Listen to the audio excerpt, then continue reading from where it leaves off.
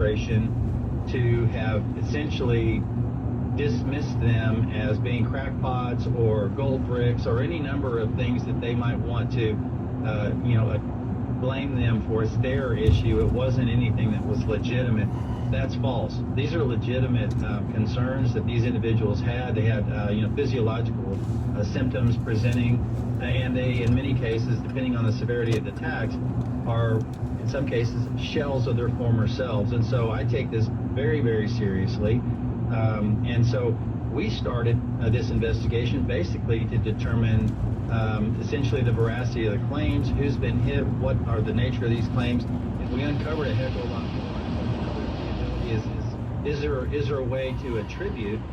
And we're still in that discovery mode ourselves. We are, like I said, this is an active investigation in our committee. Yes. And we have two really good investigators. We've done transcribed interviews with,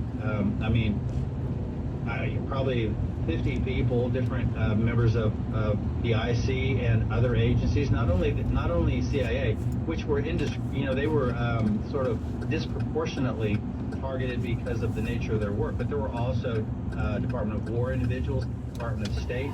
In some cases, there were some FBI agents, and so it wasn't limited to just the CIA, but that was sort of the disproportionate number.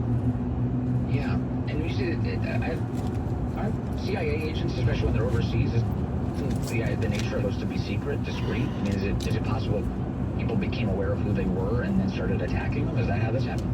Yes, and multiple things can be true at the same time. So number one, there are declared officers that are there, and our host nation knows that they're there as intelligence officers. That's number one. Number two, there are individuals that serve in those capacities that are undeclared or maybe under an official cover or whatever, and it's possible that an adversary could identify them as being an intelligence officer, and so that's another question. Right. I mean, how did that happen? Yes. But in many cases, these were either declared officers or in some cases maybe support officers. Other cases, they might have been State Department that weren't associated with the CIA. And in other cases, it might have been Department of War. We have defense attaché offices in our embassies around the world. Yes. And then we have also LEGATs, what we call the legal attachés, which are FBI agents that are present in this country. And finally, on this topic, do you believe that it's likely that it was a state actor, that Russia could be responsible for these attacks? Well, I'm not prepared to make attribution definitively here, but I don't want to rule out. Certainly, I would never rule out the possibility of an adversary